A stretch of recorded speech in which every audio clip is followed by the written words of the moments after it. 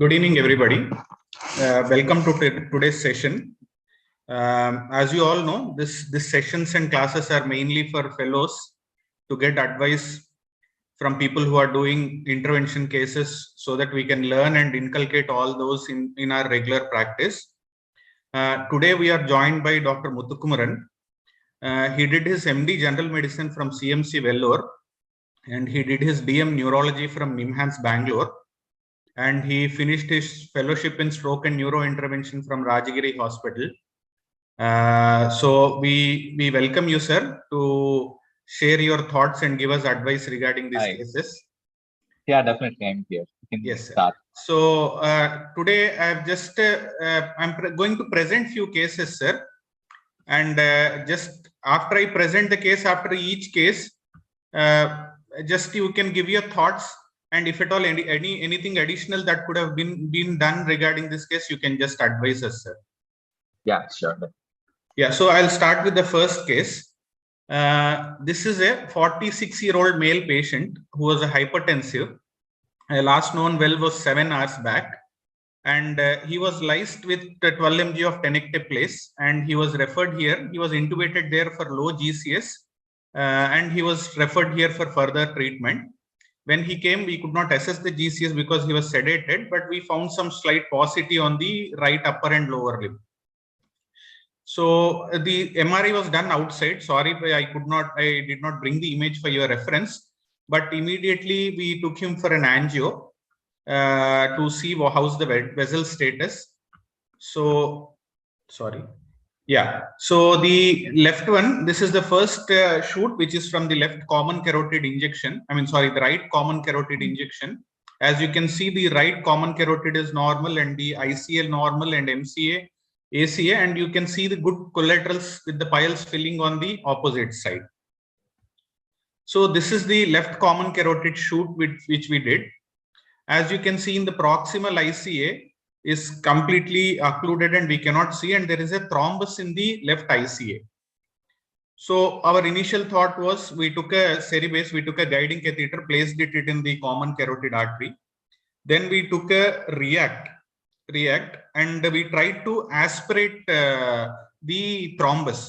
We did not try to, generally what we do is sometimes we take a micro catheter, then pass it across the clot and take a shoot and then try to see how's the distal vessel status and then come back and correct the carotid. In this situation, we just tried to aspirate as much as thrombus from the proximal ICA, just because we were very apprehensive and scared regarding thinking some thrombus might just go distally and might occlude the distal branches. So you can see the Ceribase and you can see the react inside. But in spite of maximum efforts in 3 to 4 times of aspiration, we could not aspirate much of the thrombus, and the vessel was occluded. We could not reopen it. This was the post-thrombectomy MRI that we did 6 hours later. As you can see, there is a big left MCA infarct, and in the SW also there were patches of hemorrhagic transformation. So to our surprise, the patient at discharge had motor aphasia. When he was extubated, he had global aphasia. Slowly, when he got discharged, he transformed to motor aphasia, and his power in right upper lower limb was 3. And he recently came back for a review, and after 1 month of review, his aphasia has completely improved, and the power was all 4/5 in right upper and lower limb. So in spite of inability to open the left carotid, maybe his collaterals could have saved him. Just want, sir, if at all anything else that we could have done in this case. Okay. Can you go to the history? We'll go one by one. Yes, sir. Okay. First thing I wanted to know was he was the last known well was 7 years back when he was referred to the hospital. Yes. When was the TNK given? At what time? After 3 hours of onset, he was given TNK, sir. Okay, and it took 4 hours for him to get to the center. Yes. Okay, and he was intubated before he was being shifted also. Yes, sir. Yes. And was there any fluctuating symptoms which they had recorded? Sir, no, sir. No fluctuating symptoms. No fluctuating symptoms. And why 12 mg of tenecteplase? I think at 3 years of onset, they decided to give Use 0.25 outside mg per urologist kg. I decided to give believe 12 mg, sir. it could have been easily it would have been easily 60 kgs at least. I think Yes, sir. dose was much lesser. Yes, sir. You don't have the initial MRI that would have helped. No, sir. I mean, I tried very much. Actually, they had done a MRI outside, so I could not get it for reference. Outside MRI is not available, sir. Okay. But what we found was there is a mismatch, and there was as far as I can remember, there was a small infarct, sir, in left MCA So territory. what was the kind of infarct? Because the infarct pattern tells you whether it is an MCA occlusion or it's an embolic kind of occlusion. Sir, there were some cortical infarcts were also there, sir. It was looking like was it like a shower of emboli, or was it the insula was gone? Because if insula is gone, then you know it is MCA is definitely gone. And if it's a shower, then you know that it is probably an embolic phenomenon which has happened. So that would help you again decide what you really want to go ahead and do. Yes, sir. Okay, that we don't have. The next image. Okay. Now, after seeing this, what do you think helped your patient? Sorry, sir. Just give you the answer. Now, what do you think helped your patient? Why did he improve so well? Sir, he has a good collaterals through coming through the ACA and also via ACOM. MCA is also filling up. He has a good collaterals, sir. Yeah, I think that is because he has a very good circle of fill. I think that ACOM is actually refilling the MCA on the left side also. And even if you look at the pile circulation, it is pretty good on the left side, even through this shoot. When you see the late phases, I think it is filling up pretty well. The parenchymal perfusion is okay. It's not very bad. ACA is also doing well. Even MCA territory where the parenchymal perfusion is pretty good.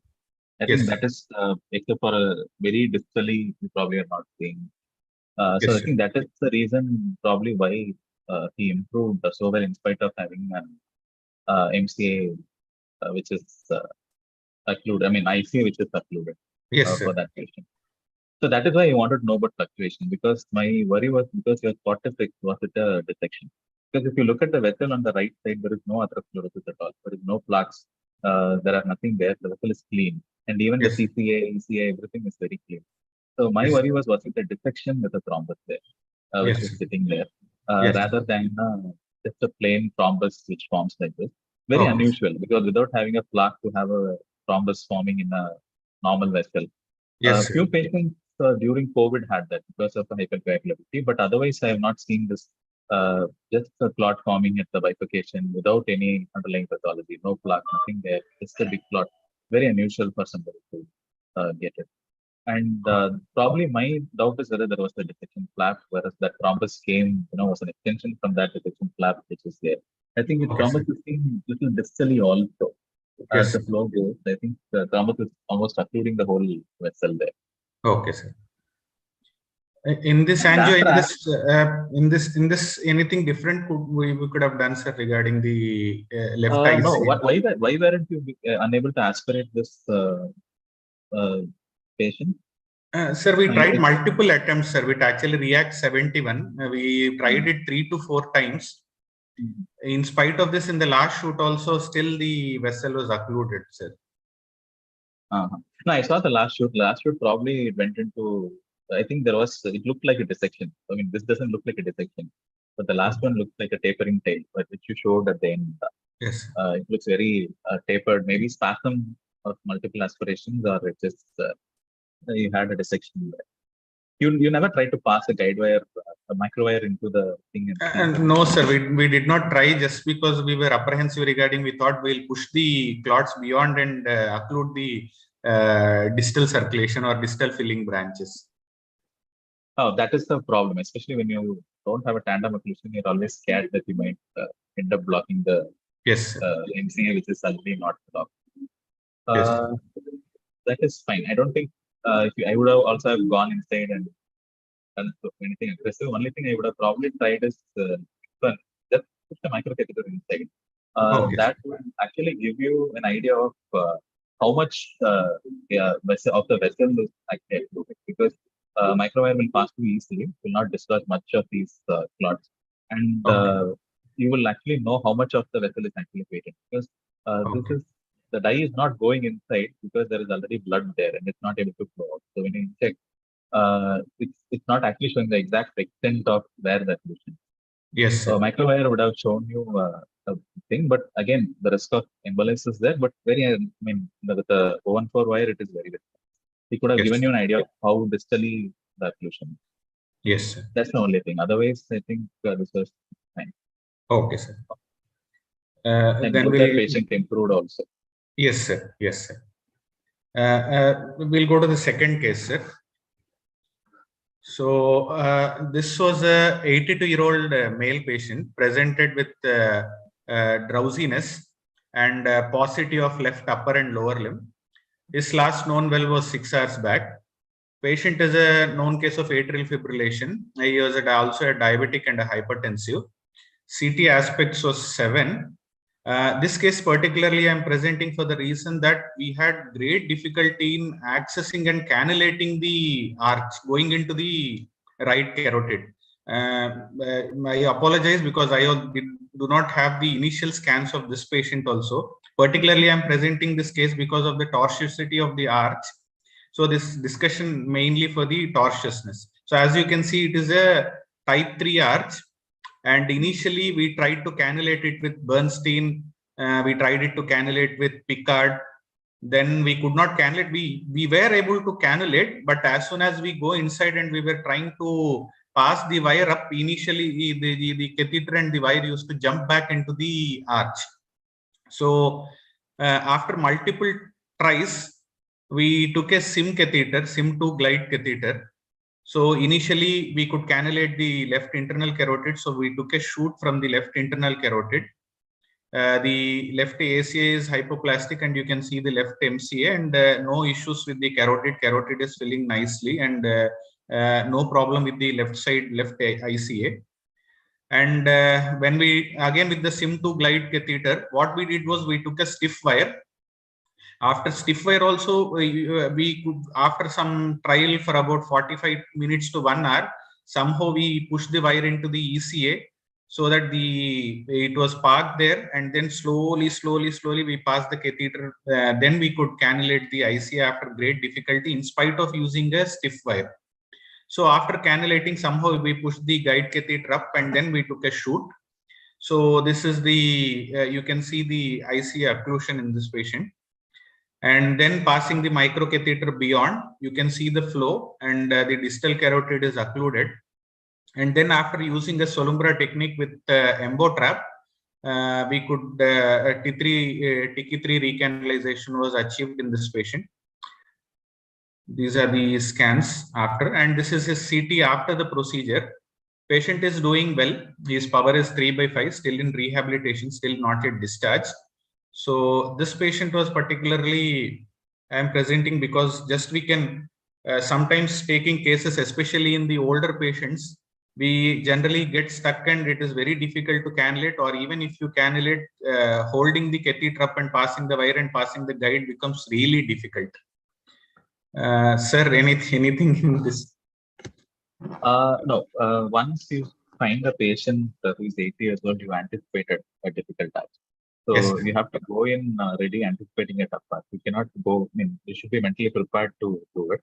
And yes. Two options here we could have done. One you have already done. Once you saw this, once you went in, got the shoot from the aorta, you see such a steep angle. It's just like arising at such an acute angle. Yes. You know that you are not going to cannulate with Bernstein. No use in playing Picard, JR or anything. You should directly go with the SIM catheter. The SIM2 will be better. Okay. SIM2, and you go inside, you can go till the get into the ascending aorta and then just pull it back. Most of the times it will hook. And when you're using SIM2, you said you used a glide SIM2. Yes, sir. This is a SIM2 glide catheter, sir. So glide catheters do not offer much of support. So it is better to take the normal catheters. Because glide catheters will not give much of support, and when you're trying to navigate the wire, you will find that the catheter is just jumping out and it's not sitting in that place where you want it to be. So a normal SIM2 will be better compared to a glide SIM2. And once you take a shoot, take a roadmap, and then based on that, take a stiff wire, go inside, then exchange it for a sheath. I think that's what you have done for the patient also. Yes, sir. Yes, sir. And so that is one way of doing it. The other way is to try to approach because it's on the right side. The other way is to come cannulate with a sim from the radial approach. So you Okay, sir. can go radially and you come into the axillary artery, come into the brachiocephalic trunk, and then you go into the descending aorta where you can reform the sim. Then pull the sim into the thing; it will come into your brachiocephalic trunk. And then once Okay. you pull it back, the only other vessel it can go into is the tail. Okay, You sir. just take that image, the previous image, I think. So if you come here from the break axillary, you go Yes. down into the either into the ascending aorta or descending aorta based on whatever is feasible, and then Yes. reform the thing, and you pull it up. There is a very high chance that it will go directly. It will get stuck directly in the carotid, and then you Yes. can take your wire, do the same procedure. That is the other way of doing it. Direct carotid punctures, I'm not very comfortable. There are a few centers which do direct carotid punctures also. So that is other way of handling these patients. You can do a direct carotid puncture and you can recanalize the patient. And as I was telling, now you saw how much was the difference when you did the microcatheter shoot. You initial shoots showed like it was a proximal like the occlusion. And as you keep on pushing the catheter up, then you realize it is not proximal, it is an MCA which is occluded. But you Yes. are not able to inject. When you're injecting, it is just going into ECA and not getting into the FCA. So this is the pseudo occlusion which is known to happen very often. The clot is distal and you will find that occlusion site looks proximal. So it is very important you try to push your wire distally and see where the site is, the occlusion site. Then you can actually take a catheter directly up to that site because you know occlusion is at what level. That will help you with you know taking your catheter. Otherwise, you have to move a little bit, take a shoot, move a little bit more, take a shoot, and keep going. That's other Okay. thing which you can attempt. Sure, sir. Then we'll go on to the next case. This is a 64-year-old male patient came with complaints of acute onset of right upper and lower limb and inability to talk since 2 hours. He is a known hypertensive on homeo medications. When he presented to us, his NIHSS was 21. He had global aphasia and his power in the right upper and lower limb was 0. So this is his initial MRI.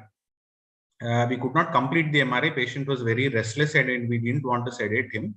So this is the initial MRI and this is his initial MR angiogram. As you can see in the intracranial vessels, you could not visualize the ICA. And also if you see the picture of the arch, in the arch specifically, you're not able to even visualize the common carotid artery. So we took this patient, we immediately lysed the patient and then took him for an angio. As you can see, this is the right common carotid artery injection.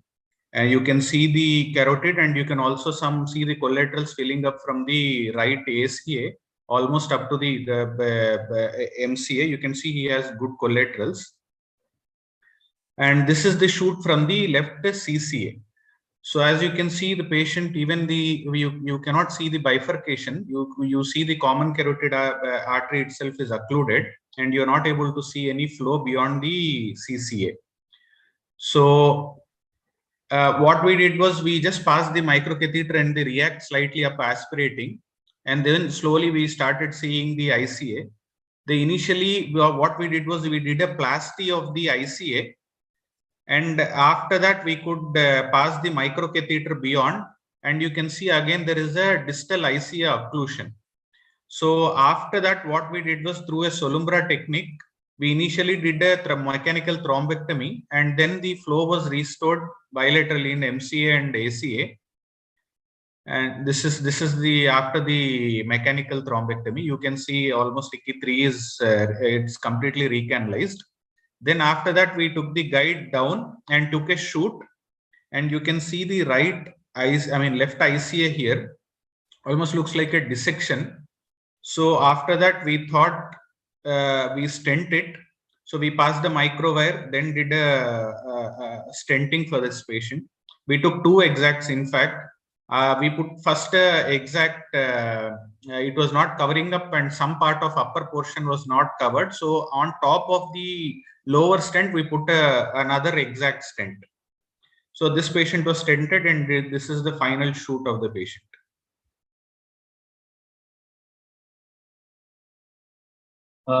Yeah, this is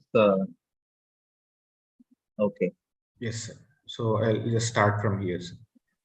Yes, sir. Okay. So this image, this is what I was talking about. So you Yes, sir. directly know that this is MCI encoded because you see the insula is gone. Yes, sir. Insula is the endartery supply for the MCA. So there is no other Yes, sir. vessel which supplies insula other than the MCA. So once you see this insular diffusion restriction, you know that MCA is gone. Okay. You will find that MCA is invariably occluded. And you have taken very early, so you're only getting some cortical diffusion restriction, and it's not fully established infarct yet. Yes, sir. It is very early infarct which has happened. Mm. Yes, The sir. next one.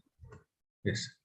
Okay. So MR again suffers from the same problem. Even if you do a CT angio, Yes. in this case you might not have. I don't know whether you visualized the carotid stump there. You might have probably visualized, but because Yes. it's a top angio, MR angio, Yes. once the flow is not there, you will never see the origins at all. Yes. You will find it. It's not probably an occlusion, but it's a pseudo occlusion. Yes, sir. And that is what has happened here. So you're not Yes. seeing anything from the CTA till the MCA. In fact, everything is completely uploaded because of the flow, Yes, sir. which is happening. Yes. Not the real occlusion per se. Yes, sir.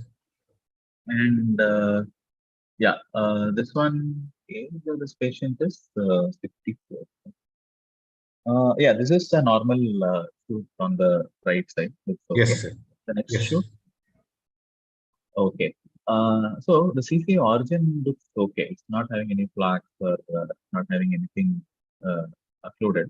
So here, Yes. how far did you take the microcatheter and shoots Sir, we just took to initially? the end of the stump, sir. Then we slowly taking a react. We were Hmm. aspirating and slightly with react and microcatheter, we were slowly advancing till the point where we saw the bifurcation and the origin of the ICA. Okay. And at the bifurcation, you are aspirating and going. So you didn't take shoots initially at the bifurcation. You didn't see where it No, was sir. actually No, occurring. sir. We were aspirating and going, and when slowly we were taking shoots until the point where we started seeing the origin of the ICA. Hmm. So what do you think? This is a plaque or a dissection? This initially we could not tell that this was a dissection, sir. No. But why do you think it is a dissection? I mean, in the last shoot, sir, for this one, sir. No. Why do you think that it is a dissection? I mean, even there, what are you seeing there in the first shoot? It's like, I mean, it looks like there is some thrombus in the ICSR, and also the flame shape is there. Okay, that flame shape is there, Yes. but something proximally. The false lumen you can see, I think. No, sir. No, false lumen don't see. Can I write on this?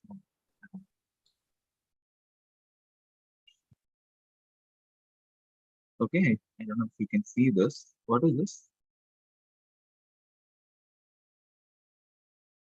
You can see this, what I'm drawing. Yes, sir. Yes, sir. What do you think this part is? I think this is probably a plaque, Okay, sir. which you are seeing at just at the bifurcation. Exactly at the This is bifurcation. Okay, yes. bifurcation which is happening, and Okay. that has probably led to an occlusion Okay. distally. And go to your final shoot also. Yes. Not final, just before stenting. The one before stenting where you are seeing the thing. See here again. This part. Yes, sir. This looks. Just see this. This is the same thing which we are seeing from the beginning. Yes, sir. Yes, sir. This is probably the plaque, which is very narrowed. I mean, you are having both the sides just at the origin Yes, sir. before the bifurcation, just before it bifurcates. I think Okay, this is sir. that plaque which has caused a thrombus, maybe a ruptured plaque, which has caused a thrombus, and you have developed a. Even though initially when you are doing it, it looked like it was like a rat tail. You Yes, sir. didn't get a false lumen at all, no? You never No, got into sir. the false No, lumen. sir. No, sir. So this is another thing which can happen when a plaque ruptures. You can develop a thick thrombus at that part of the area, and it can distal the rest. So this probably is uh, plaque which is there, which you have stented again. But that was a good result anyway. At the end, you have stented, and this is probably the plaque. Okay, sir. Okay. Okay. Initially at that place, when we were going up, we just did a plasty exactly at that place, and then we could further negotiate the react and microcatheter, and we took it up, sir. No, otherwise you would not have probably gone inside because the plaque was almost occluding. Yes. You would not have probably be able to take a react beyond that level. Yes. You are not on the plaque. Yes, sir. And this one, nice, sir, I mean, your thoughts on this one, sir? The picture, this was after we did the thrombectomy and the shoot which we took from the. If you are thinking of a dissection flap, you'll never get a dissection flap which is so clearly visible on the DSA. The dissection flap is the most difficult thing to spot. I mean, you'll find it in one shot, and the next shot it might go missing. It's not something, but this is like this is almost. See, look at the density of your bone and density of the thing which you are seeing here. So this is almost at that level of what you are seeing on the bony window. This is a bone, and look at the density of it. So this was probably what is happening, and so that is a plaque which was there. You have done a plaque peak, and the plaque has become a little more flattened and looks like that. Dissection flap you won't be able to visualize so clearly. It will be visible. I'm not saying it will not be visible, but not this clearly for you to see. This is probably the plaque after a plasty. You have done a plasty, so it has become flat instead of being a conical one. It has become flat because you have done a plasty and gone inside. Taken your materials up, and it looks very clear. You can see the channel very clearly here where you have done the plastic. This part, which is the narrow channel which we are getting, this is where the plastic you have done, and that has flattened the plaque to the vessel wall. And you have considered what type of balloon you use for plastic? This one was an AccuForce, 2.5 into 10. 2.5. Okay. Fine. That is why you are getting less than 50% of it. Okay, that is fine. It's just enough to pass through and then do a thrombectomy cover. Then you can easily do the plastic later. Yes, sir. And what antiplatelets you have used after this? Sir, initially when we were stenting him, we loaded him with 300 and 300 aspirin. We gave him ticagrelor, sir, 180, and then we gave him aspirin. Okay. And then ticagrelor you maintained, or you just stopped no, it? Sir, we maintained, sir. Maintained. Okay. No, you are lucky here because he was 2 hours into the procedure. Yes, I mean, he came in very early. So you didn't have much of an impact. So once you opened up, the chance of bleeding, all those are very, very less. Do you have an MRI of him after the procedure? How much was sir, after procedure, I did not bring it, sir. But patient did very well, sir, actually. He was discharged after 1 week. He also is from Globi. When he came, he had global aphasia, but after the procedure, within 24 hours, he was verbalizing and he had some motor aphasia. And by the time he went walking. Okay. Fine, that is a nice case. Yes. So we'll go to the next case, sir. So this is again a 48-year-old male patient. He presented with complaints of global aphasia and weakness of the right upper and lower limb. Last known well was 5 hours back, and when he presented, he also had global aphasia, and his right upper and lower limb power was 1, and he is a hypertensive and also a smoker. So this was the MRI which was done outside, which you can see some cortical infarcts and some watershed infarcts, and this was the MR angiogram which was done. In the intracranial angiogram, you can see the left ICA is not visualized. And this was the angiogram which we did. And this patient also, we cannot visualize. There is a proximal ICA that only you can visualize, and further flow in the ICA could not be visualized. So for this particular patient, again, the same thing we did. We took a react, again, slowly passing the microcatheter and then taking the react beyond it. And actually, previous shoots, I don't know, as sir was mentioning, when we took a shoot, we could actually find out that the MCA and the distal ICA which was blocked, and it was a pseudo occlusion. So we did a mechanical thrombectomy using a Solitaire X, and this was the shoot later. So now the MCA and ACA are completely recanalized, And after the shoot, if at all you can visualize, you can see a small, mild stenosis in the cavernous segment of the left ICA. So then we took the patient out. After 24 hours, we loaded the patient and then again took a radial angiogram.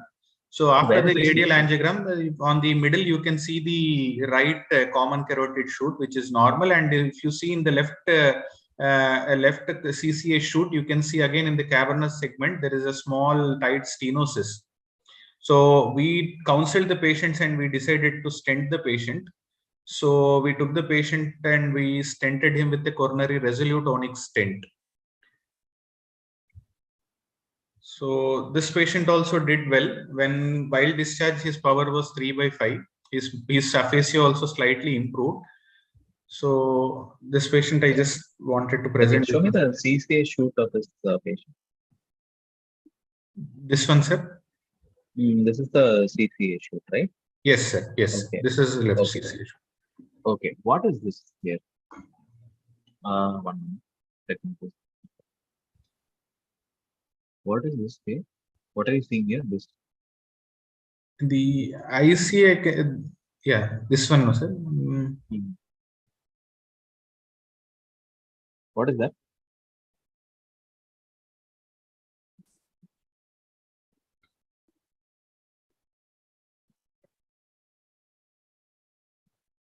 It's not so difficult, right?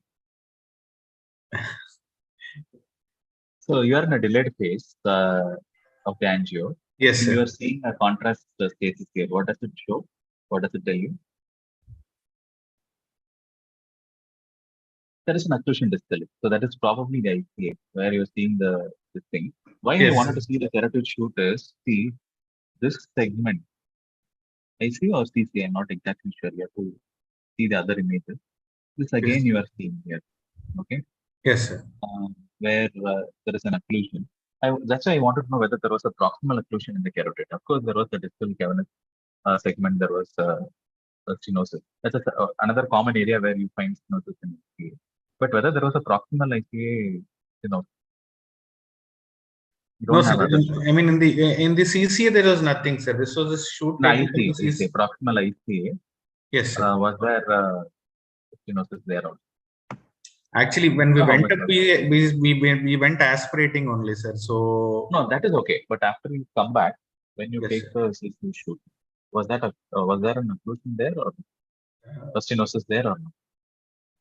Okay, I just back. Okay, this is fine. Yeah, I think that's good answer. Okay, this here you actually are finding it. It looks okay. Okay, fine. Yeah, that looks okay. This looks okay.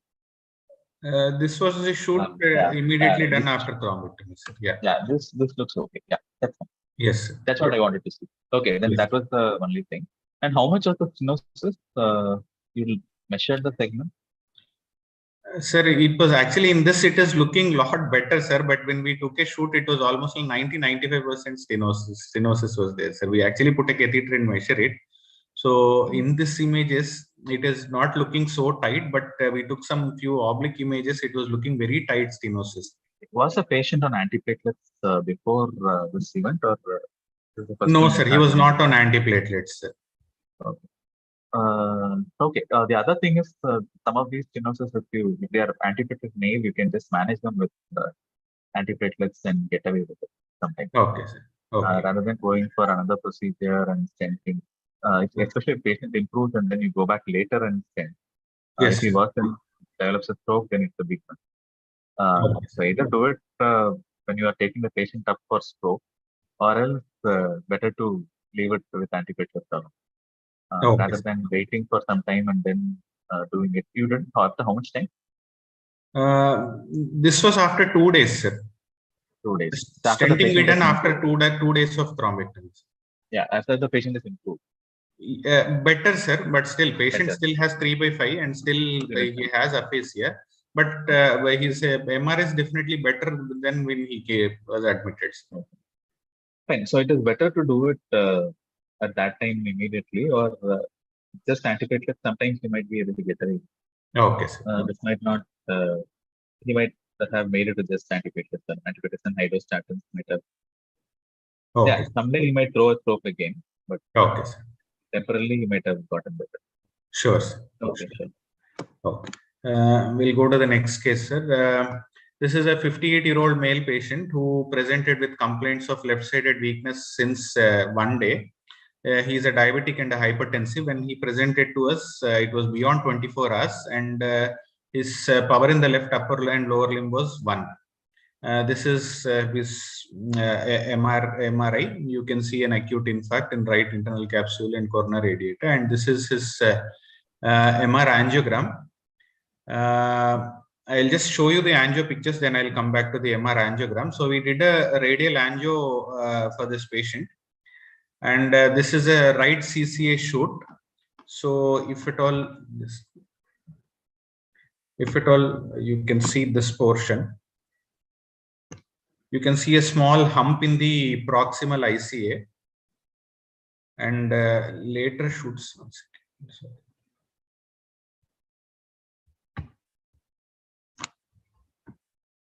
Sorry.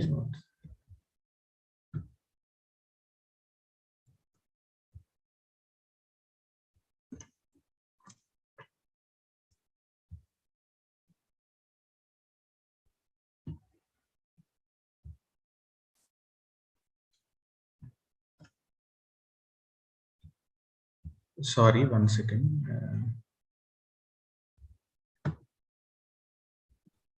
Jay, my slides are not scrolling down. Any? Hello? Hello. Yeah, Jay? My slides are not scrolling down. Anything to do? I just try clicking or pressing arrow keys or press enter. Yeah. Now it is coming. Thank you. So yeah, this is again a angio shoot. If at all, you can see the left and right picture as I was showing you in the right proximal ICA.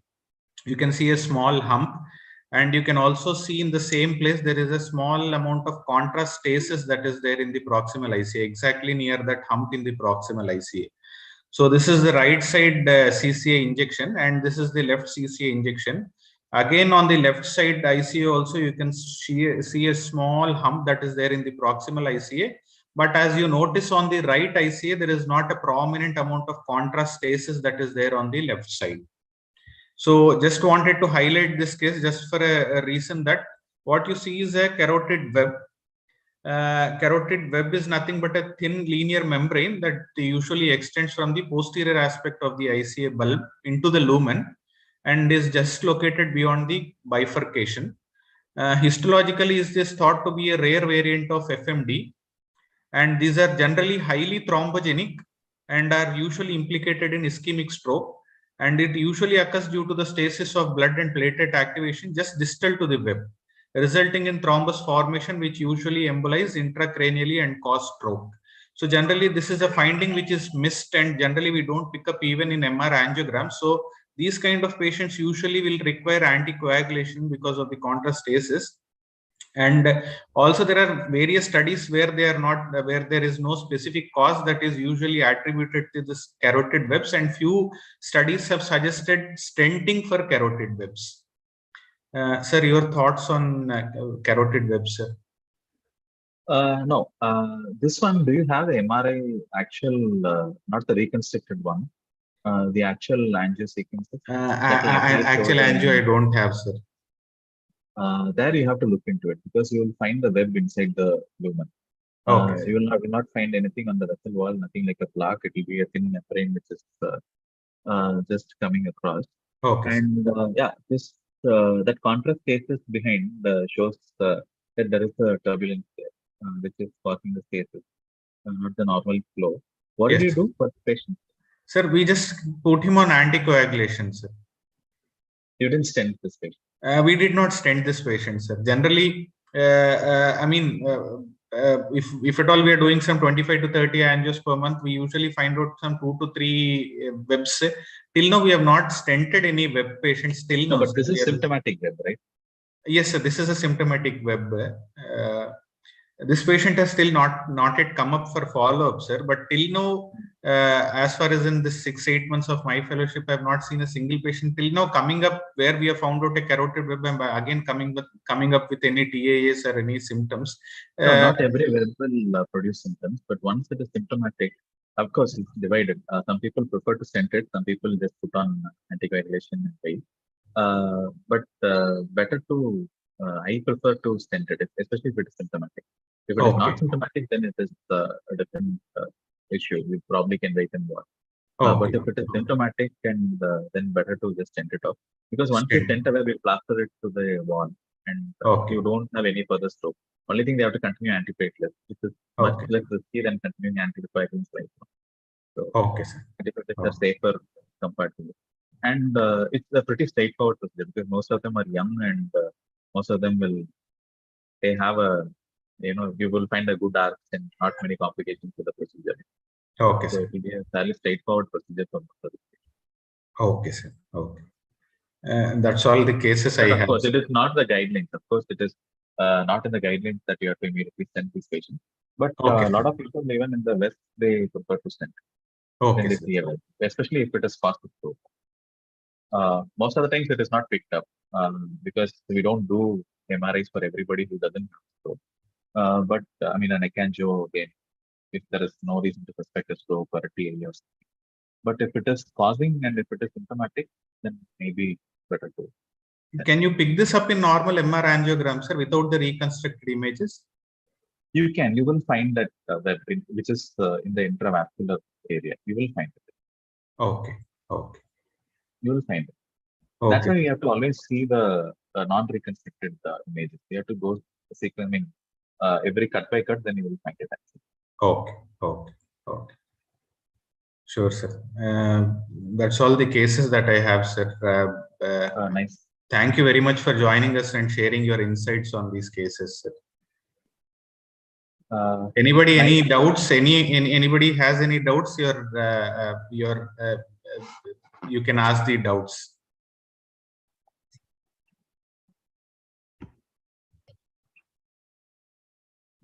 Sir, hello.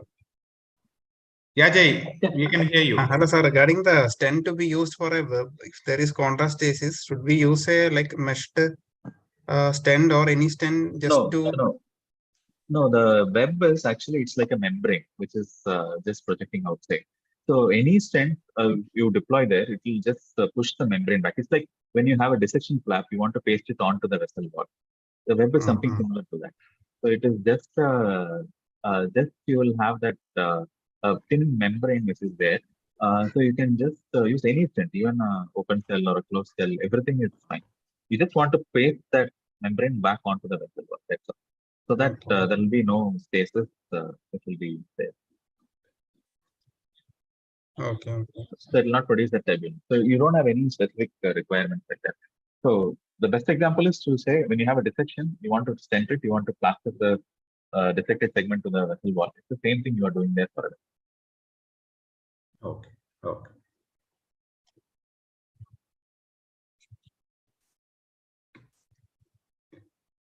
Anybody else? Any doubts?